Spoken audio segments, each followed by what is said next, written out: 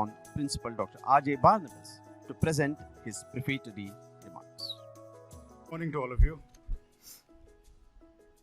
and welcome to the commemoration ceremony of our founder, the Reverend Dr. Bhaskar Pandurangiwade. Before I embark upon my small thought that I would like to share with you this morning, I want to thank the choir that is led by Professor Gaurav Misara for the beautiful rendition of such a lovely hymn, Showers of Blessings. I think it is a very appropriate hymn we sing on occasion of this type.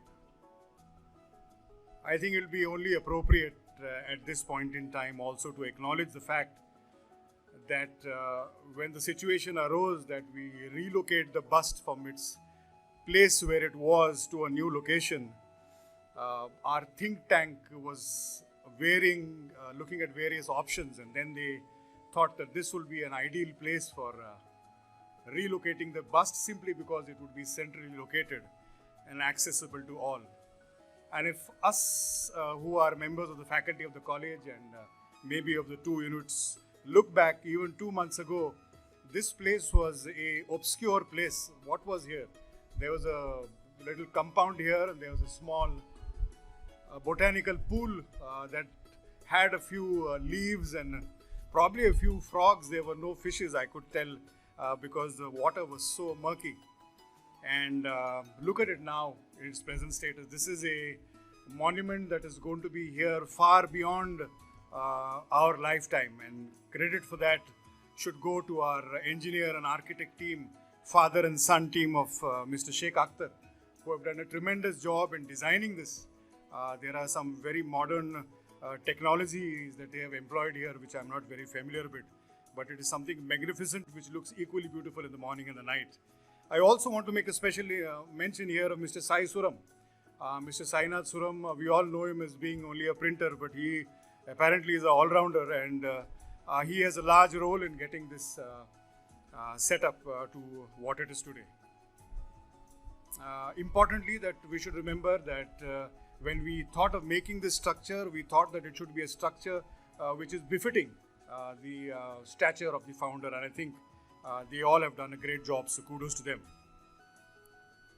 Whenever we have a function involving the founder, the question always comes is, what do we speak about? Because the founder is one person, his legacy is pretty clear, and you being faculty of Ahmednagar College pretty much know all about the founder that needs to be known. But when I was thinking about what I should speak to you, I was just looking at the audience, and I realized that much of you people are youngsters, and probably you need a bit of a education and orientation about the founder and his life and his times, of course in very brief. So let me begin by telling you that our founder, Dr. B.P. Hiwade, was born in 1889. He was the eldest of 5 children. His father and mother passed away when he was 14 years old because of the plague epidemic. There was a severe epidemic of plague in those days where he lost both his father and mother. And you can imagine at the age of 14, he took over the reins of his family, and he brought up his brothers and sisters, got them married and settled them. He educated himself by working in menial places. He got various government scholarships. He went on to do his BA, his MA, his BD from Andover Newton Biblical Seminary in Boston, Massachusetts. And he also went on to do his PhD in Harvard University. He studied in Ferguson College and Wilson College, and then ultimately went on to be a professor in Wilson College, where he married Ruth. Unfortunately or fortunately, very few of us talk about the contribution of Mrs. Ruth Hiwade. For those of us who knew her, she was a pillar of strength and support to her husband. She was the one who kept the family going. She was the one who raised the 4 children. And she was basically the wind beneath his wings, and because of the fact that she was there looking after the family, he could dream big. And may I tell you something that I have learned, that necessarily all the dreams he had did not work. There were so many dreams that he had which fell through, but still, because of the fact that his wife was a strong support, he could dream and start a college like this. I don't want to get into telling you the story of why the college started. You all know that about the famous Ajmer conference in 1945 and what prompted the founder to start the college in 1945. You all are aware of that. The college was established in 1947 in June, and you can imagine in those days, since there was no college in this district, most of the students were my age, probably with children. They were not youngsters that we associate college students to be with. And over the years, as Dr. Bhatt has pointed out, it's been 75 springs that Ahmednagar College has witnessed, and Ahmednagar College has grown in leaps and bounds. The objective of starting this college was to provide a quality education, an affordable price, and also to constantly strive for academics excellence. The Reverend Dr. B.P. Hiwade, for whose commemoration we are here today, was the first principal of the college, as you might expect. He retired after a very short tenure of 5 years in 1951, and then the college was taken over by Dr. T. Barnabas and subsequently several other principals. As I was telling you, Ahmednagar College has grown by leaps and bounds over the last 75 years. There are so many things I can talk about as far as Ahmednagar College is concerned. We have now about 23 undergraduate and 24 postgraduate courses.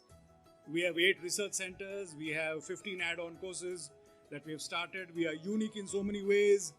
We have the Empanel Training Institute, where we train officers from all over Maharashtra and Goa. We have the Resource Center for the Differently Abled. We have the NCC, the NSS, the theatre group, and so many others. For this and many other things, we at Ahmednagar College are indeed very proud. Subsequent to establishing an Ahmednagar College, the IMS and the ISWR also was established. That's another story. They are 2 of our institutes which have also come along, all governed by the BPHE Society. They are doing magnificently well, as you are all witness to, and have so many accolades to their credit, which for the constraints of time I shall not specify here. Suffices to say that we are all the inheritors of this great legacy and the lofty ideals that this great man, our founder, left behind, and we at Ahmednagar College over the last 75 years have strived to walk on the path that is laid down by our founder. He always believed that we should dream big. He used to feel bad for people who didn't dream. He would say, only fools don't dream. We should all dream and pursue our dreams relentlessly, however difficult the path might be. He was never bogged down by criticism. Criticism is a way of life. We all face it. There is always somebody who's jealous and who will criticize you. And many of us, not me anymore, I'm used to it, but many people get demotivated because people criticize them rightly or wrongly. But he was the type of person who was motivated. Because you can imagine that there are so many people who criticized him and made a mockery of the fact that he was starting a college. Much like many people mock us when we start something new. But he has taught us all one thing, and he said that you should be like an elephant. You know, when an elephant walks into a town, when you imagine an elephant walking into town in front of, say, the IMS CDR or the IMS or the ISWR, what does he do? He walks around, goes straight, just flapping his ears. There are many small animals, maybe dogs or whoever, or small children who throw stones at him. He doesn't bother. That's the way how you and I are supposed to be.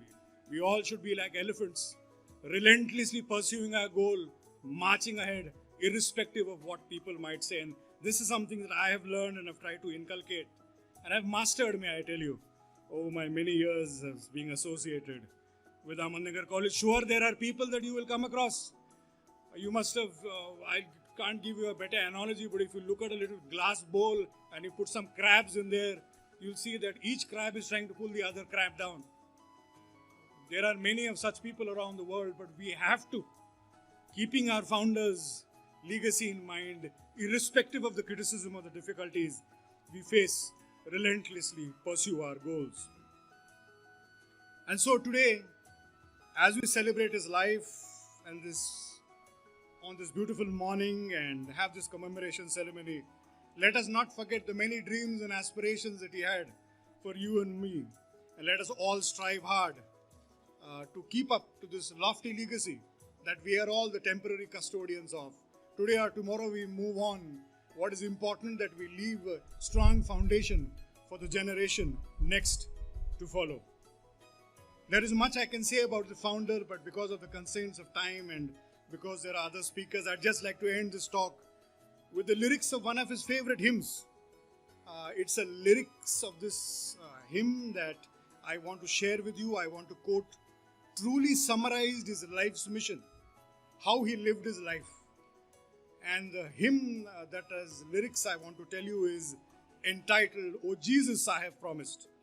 And let me quote a couple of verses of the hymn. It says, O Jesus, I have promised to serve thee to the end.